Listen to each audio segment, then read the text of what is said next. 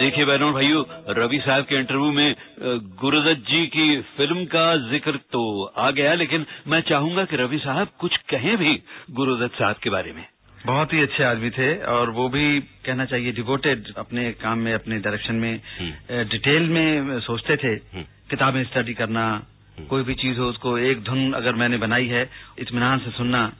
बड़े मजेदार किस्से भी होते थे। एक बड़े मजेदार किस्सा आपको सुनाता हूँ कि 14वीं का चांद गाना जब मैंने रिकॉर्ड किया, रिकॉर्ड करने के बाद मुझे कहीं म्यूजिक में जरा सा खटका कुछ लगा कि ये म्यूजिक ठीक नहीं आया। तो मैंने गुरुदत्त जी को कहा, मैंने कहा कि मैं इस गाने को रिटेक करना चाहता हूँ। रिटेक करना चाहते हैं? बोले क्यों? मैंने कहा उसमें मुझे कुछ जरा कमी मुझे रह गई, ऐसा लगता है मैं और इससे शायद अच्छा हो सके। सर बोले हाँ कर लेना, कोई बात नहीं। एक दिन कहने लगे भाई शूटिंग आ गई है, क्या करना है उस गाने का, अब तो शूटिंग करनी है। तो मैंने कहा रिटेक करना है गाना। तो बोले आप डेट ले लो, मगर इतनी जल्दी डेट मिलेगी, मेरी तो शूटिंग 3-4 दिन के बाद ही है। तो बोले ऐसा करता हूँ, मैं जो मेरे गाने के पोर्शन है वो नहीं लेता हूँ, मैं जो वहीदा जी के जो शॉर्ट्स हैं वो ले लेता हूँ। मैंने कहा ठीक है ले लीजिए। वो वहीदा जी के शॉर्ट्स ले लिए गए। उसके बाद भाई फिर शूटिंग आ गई है, तुमने गाना तो अभी तक डब नहीं हुआ, मतलब री रिकॉर्ड नहीं हुआ। मैंने कहा मैं जल्दी करता हूँ। बोले नहीं अभी तो शूटिंग आ गई, ऐसा करें पिक्चराइज कर लेते हैं, बाद में दोबारा इसको इसी को देखकर दोबारा रफी साहब से गवा लेंगे। अच्छा। खैर उन्होंने उसको पिक्चराइज भी कर लिया। पिक्चराइज करने के बाद में अच्छा रिकॉर्ड भी जब बनने लगे तो बोले कि इसका रिकॉर्ड में देर हो जाएगी, इसी को जाने दें, बाद में हम इसको रिकॉर्ड रिप्लेस कर देंगे जो नया रिकॉर्ड करेंगे। मैंने कहा ठीक है। ये भी वो इत्तेफाक की बात ऐसी थी कि शायद डेट्स का कुछ, कभी स्टूडियो मिलता तो रफी साहब नहीं मिला, रफी साहब मिलते स्टूडियो नहीं, कभी दोनों मिलते थे तो म्यूजिशियन नहीं मिलते थे, कुछ गड़बड़ थी। खैर करते करते वो टाइम वो आ गया कि गाना ये रिकॉर्ड बाहर आ गया और बहुत पॉपुलर हो गया।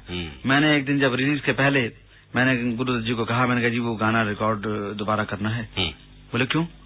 तो शुरू से हमारी वो चली आई है कि वो साहब वो करना है, वो तो हम ऐसे ही कर रहे थे। तो खुद कहने लगे हंसकर, कहने लगे जितना हिट हुआ है ये, इससे ज्यादा हिट हो जाएगा क्या?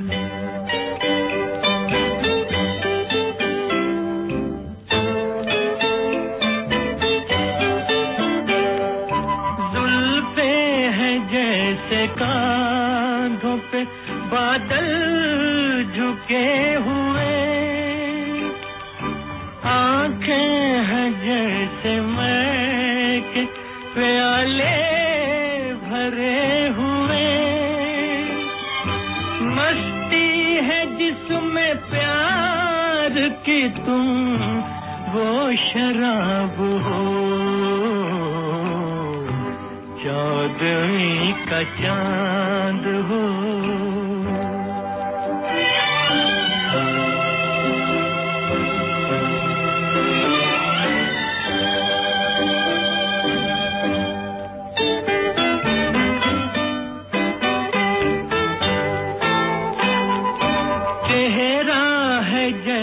झील में हंसता हुआ कंवल,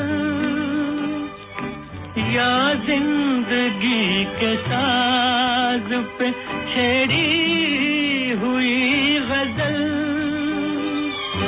जाने बहार तुम किस शायर का ख्वाब हो, 14वीं का चांद हो।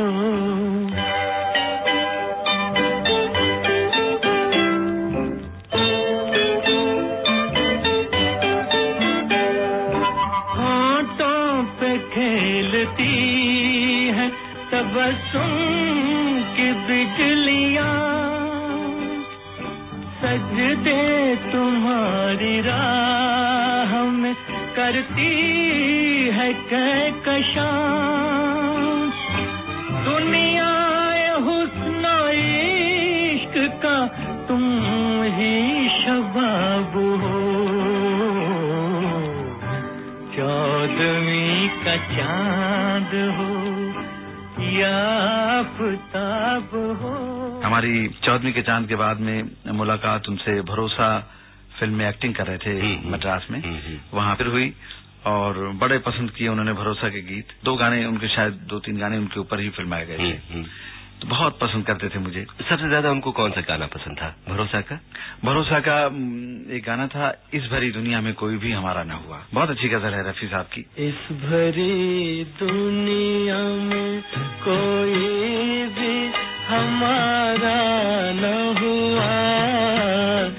इस भरी दुनिया में कोई भी हमारा न हुआ, गैर तो गैर थे, अपनों का सहारा न हुआ इस भरी दुनिया में।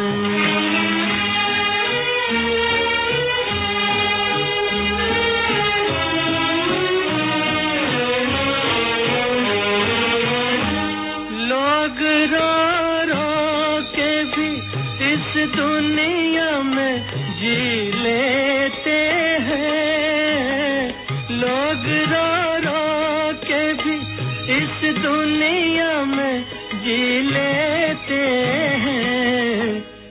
एक हम है कि हंसे भी तो गुजारा न हुआ, एक हम है कि हंसे भी तो गुजारा न हुआ इस बड़ी दुनिया में। एक सवाल मैं अब करना चाहता हूँ उस जमाने का, उस दौर का जब आप फिल्मी दुनिया में आए ही न थे, जब न बंगला था, न कार थी, न शोहरत थी, न नाम था, न दौलत थी। उस जमाने का हाल कुछ बताइए कि आप क्या बन रहे थे, क्या कर रहे थे और कैसे फिर फिल्मों की तरफ आपने रुख किया। वैसे तो खैर काफी लंबी कहानी अमीन साहब, लेकिन मैं थोड़ा सा ब्रीफ में आपको बताना चाहूंगा कि मुझे गाने का शौक बचपन से ही था। फंक्शंस हमारे दोस्तों के यहाँ महफिलें वगैरह होती थी, उसमें गाता था। भजन कीर्तन मंडल थे, भजनों में गाता था। गाना गाते गाते मैं आपको जरा सा डिटेल में बताऊं कि मैं कैसे बम्बई कैसे आया और म्यूजिक डायरेक्टर कैसे बना। अच्छा। बम्बई आने से पहले पोस्ट एंड टेलीग्राफ डिपार्टमेंट में काम करता था। पोस्ट एंड टेलीग्राफ डिपार्टमेंट क्या काम किया करते थे आप? एक्चुअली मैं एज एन इलेक्ट्रिशियन मैंने ज्वाइन किया था, उसके बाद आहिस्ता आहिस्ता मैं स्टोर सुपरवाइजर हो गया। 5 साल का अर्सा मैंने पोस्ट एंड टेलीग्राफ में बिताया। उस दौरान में क्या था कि एक एग्जीबिशन, वर्ल्ड ट्रेड फेयर कहूंगा मैं उसको, दिल्ली में।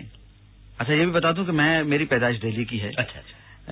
तो दिल्ली में वर्ल्ड ट्रेड फेयर आया था 1949 के करीब। उस जमाने में टेप रिकॉर्डर नहीं थे।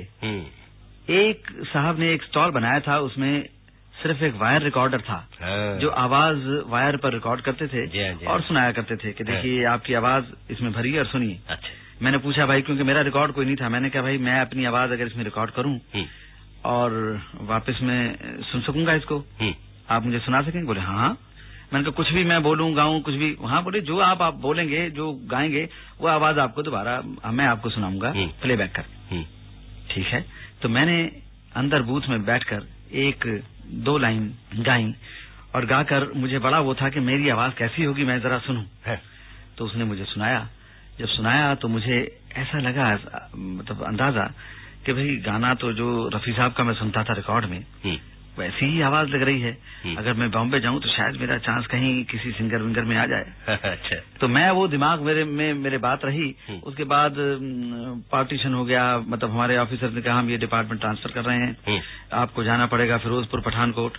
तो मैंने रिक्वेस्ट किया डिपार्टमेंट को, भाई मुझे बॉम्बे भेजो। खैर बॉम्बे का चांस नहीं मिला, तो मैंने छुट्टी लेकर मैं बॉम्बे से, मतलब दिल्ली से बॉम्बे आ गया और यहाँ ट्राई करना शुरू किया एज ए प्लेबैक सिंगर। अच्छा। तो 10-15 दिन 20 दिन की छुट्टी दी थी, वो खत्म हो गई। फिर 10 दिन की छुट्टी और ली, वो भी खत्म हो गई। आखिर ये हुआ कि डिपार्टमेंट से लेटर आया कि या तो ज्वाइन करो या नहीं तो निकाल देंगे। तो मैंने रेजिग्नेशन भेज दिया और यहीं जम गया। अच्छा। इसी उम्मीद में कि शायद, क्योंकि उम्मीद बहुत लोगों ने बधाई थी कि हमारी नेक्स्ट फिल्म शुरू हो रही है, उसमें आपको चांस देंगे। तो 1 महीना गुजरा, 2 महीना गुजरा, 3 महीना गुजरा, 6 महीने गुजर गए, साल गुजर गया। अभी मैं सोचने लगा भाई यहाँ तो सिंगर में तो काफी तकलीफ हो रही है। तो मैं फिर आहिस्ता आहिस्ता हेमंत दादा का असिस्टेंट बन गया। अच्छा। असिस्टेंट बनकर सिंगिंग का मामला तो जरा बैकग्राउंड में चला गया। मुझे गोयल साहब से मेरी मुलाकात हुई और गोयल साहब ने मुझे म्यूजिक का चांस दे दिया, क्योंकि मेरे पास अच्छी धुनें स्टॉक में थी और गोयल साहब ने मेरे गाने पसंद किए। तो उन्होंने अपनी फिल्म वचन का मुझे म्यूजिक, पहली फिल्म मुझे दी म्यूजिक डायरेक्ट करने के लिए। हाँ, ये आपने बताया था कि पहली फिल्म आपकी वचन थी जो गोयल साहब ने आपको दी। उसके बाद तो गोयल साहब की करीब करीब तमाम फिल्मों में आपने ही म्यूजिक दिया था। जी हाँ, वचन के बाद सारी फिल्मों में मेरा ही म्यूजिक था। तुझे सूरज कहूँ या चंदा, तुझे दीप कहूँ या तारा, मेरा नाम करेगा रोशन, जग में मेरा राज दुलारा। तुझे सूरज कहूँ या चंदा, तुझे दीप कहूँ या तारा, मेरा नाम करेगा रोशन, जग में मेरा राज दुलारा।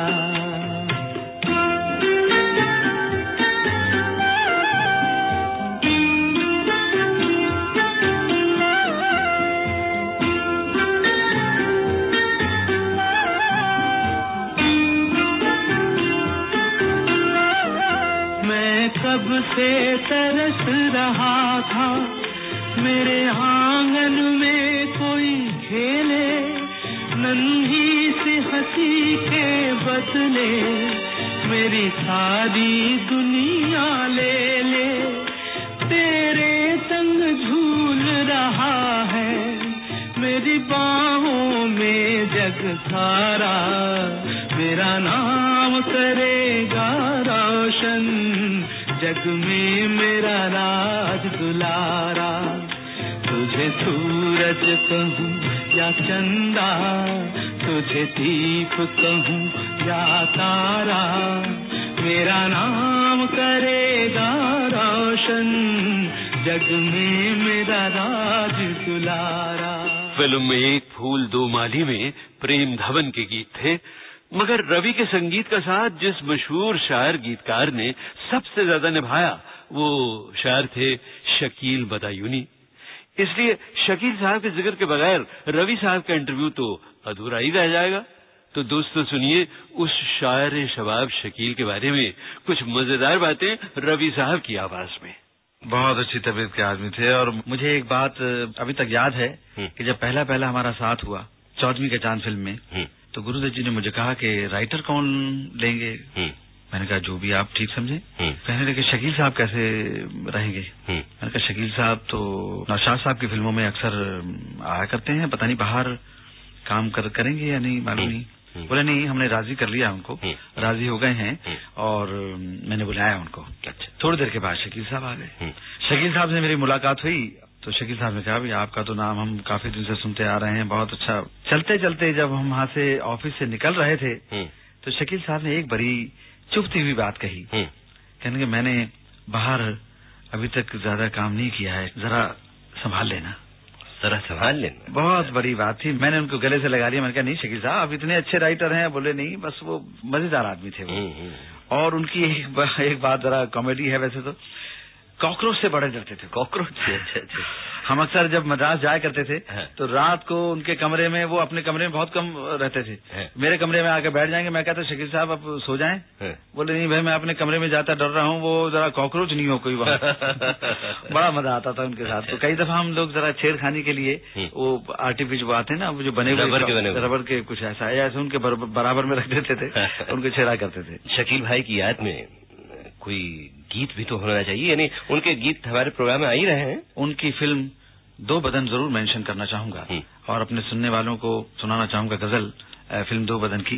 रहा गर्दिशों में हरदम मेरे इश्क का सितारा, रहा गर्दिशों में हरदम मेरे इश्क का सितारा, कभी डगमगाई कश्ती, कभी खो गया किनारा, रहा गर्दिशों में हरदम।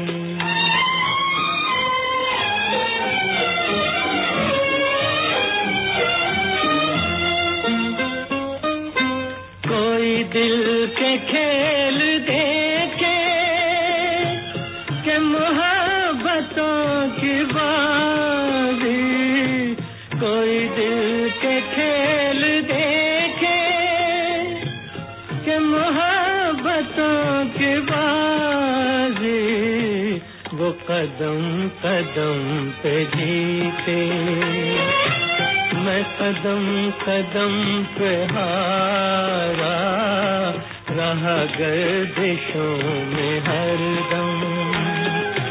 मेरे इश्क का सितारा रहा गर्दिशों में हरदम।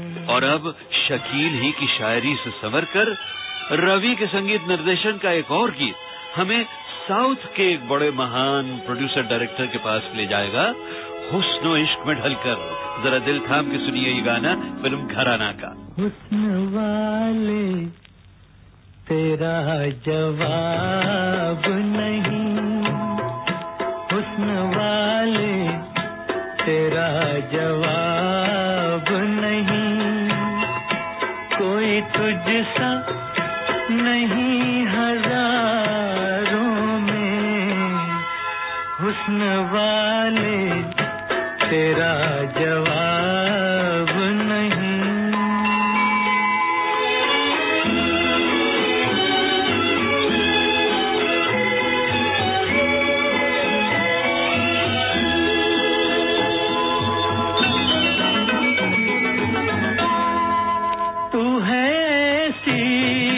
कली जो गुलशन में साथ अपने बहार लाई हो, तू है ऐसी किरण जो रात ढले चांदनी में नहा के आई हो, ये तेरा नूर ये तेरे जलवे, जिस तरह चांद हो सितारों में, हुस्न वाले तेरा जवाब नहीं। इस ब्रेक से पहले आपने फिल्म घराना का गीत सुना, हुस्न वाले तेरा जवाब नहीं। और घराना के महान प्रोड्यूसर डायरेक्टर कौन थे अब जानते हैं ना? जी हाँ, एस.एस. वासन। वासन साहब और रवि साहब में जो ट्यूनिंग थी उसकी कई मिसालें मैंने भी अपनी आंखों से देखी थी वासन साहब के जेमिनी स्टूडियो में, यानी मद्रास में। वासन साहब रियली वो बहुत ग्रेट थे। मैं तो उनको कहा करता था कि आप really you are the headmaster of the whole film industry. मतलब बहुत काबिल थे, हर चीज को इतना डिटेल में सोचते थे। यहाँ हम लोग म्यूजिक रिकॉर्ड करके गाना रिकॉर्ड करके भेज देते थे। एक गाना हमने रिकॉर्ड किया, मेरे बने की बात ना पूछो, मेरा बना हरियाला है। वहां से उनका मैसेज आया कि आपको बुलाया है। अच्छा। तो मैं चला गया, मैंने जाकर कहा वासन साहब किस लिए बुलाया? बोले मैंने ये इसलिए बुलाया कि ये गाना जो तुमने बनाया है क्या क्या सोचकर ये म्यूजिक बनाया है तुमने। तो म्यूजिक के लिए मैं पिक्चराइजेशन के लिए जरा मैं समझना चाहता था तुमने क्या कंसेप्शन था तुम्हारा, क्या सोचा था। मैंने बताया तो उन्होंने डांस कर करके मुझे वो मतलब उस गाने के लिए इम्प्रेस किया कि मैं ऐसा पिक्चराइजेशन इसको करूंगा। मुझे बहुत मजा आया कि इतना बड़ा डायरेक्टर प्रोड्यूसर और इस तरह इतना इन्वॉल्व अपने आप को गहराई में घुसे हुए बहुत ही अच्छे आदमी थे। बहुत अच्छे। और आगे बढ़ने से पहले रवि साहब अगर आप इजाजत दें तो वासन साहब के चले जाने पर मैं एक बड़ा ही खूबसूरत गाना उन्हीं की फिल्म का जिसकी तर्ज आपने बनाई है पेश करना चाहूंगा।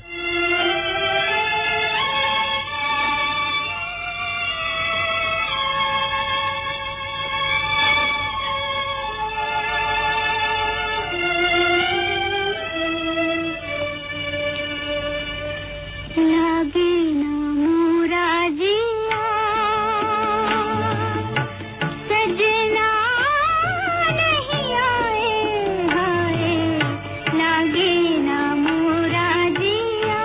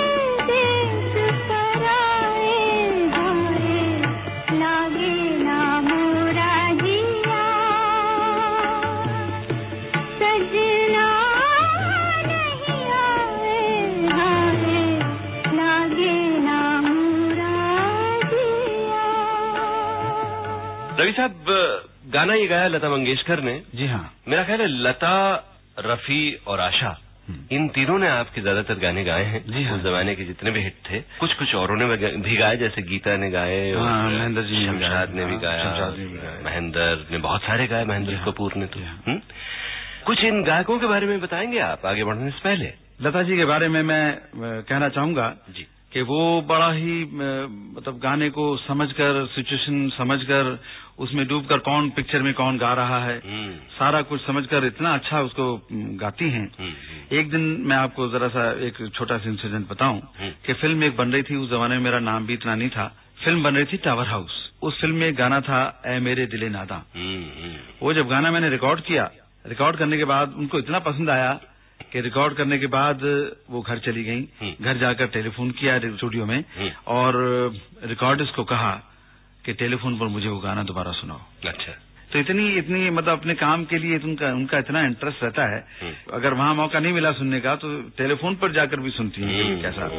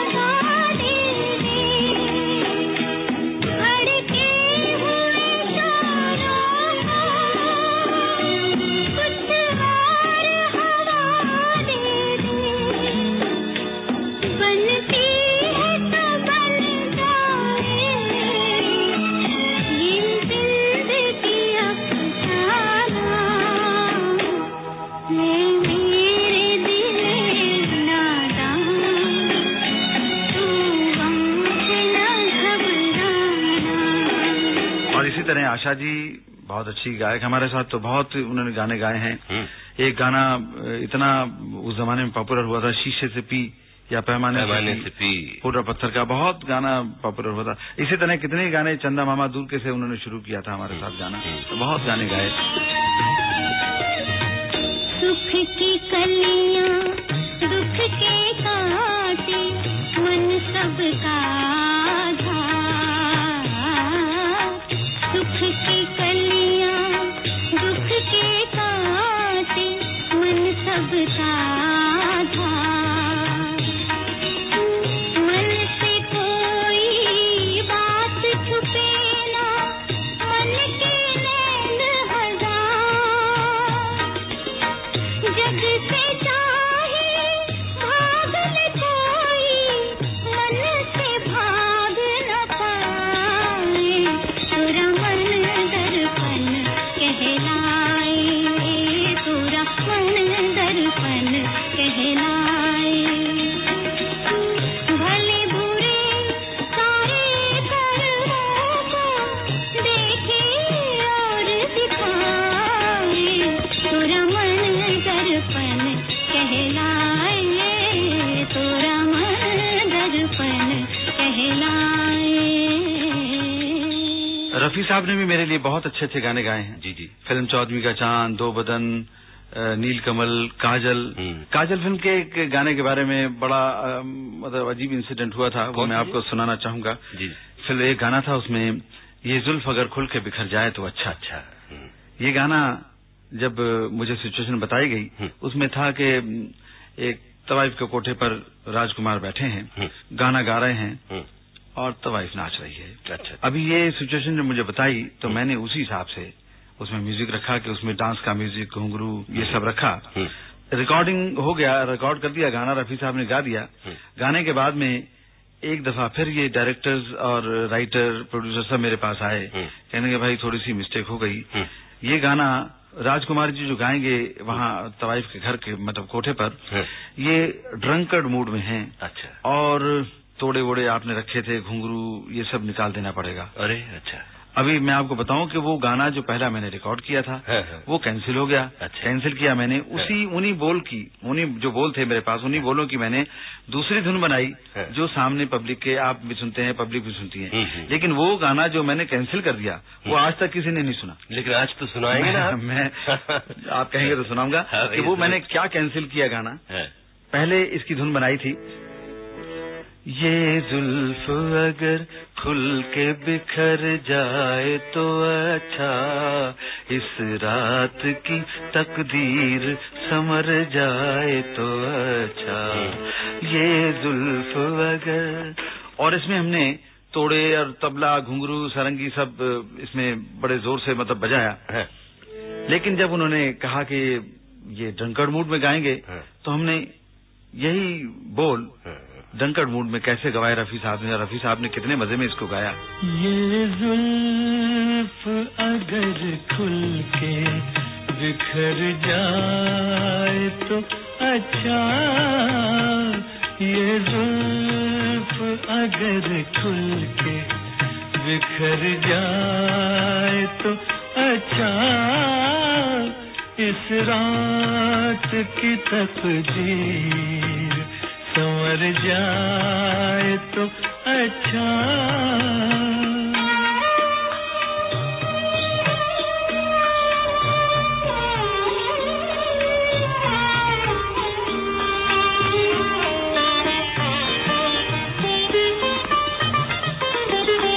जिस तरह से थोड़ी सी तेरे साथ कटी है, जिस तरह से थोड़ी सी तेरे साथ कटी है, बाकी भी उसी तरह गुजर जाए तो अच्छा, बाकी भी उसी तरह गुजर जाए तो अच्छा।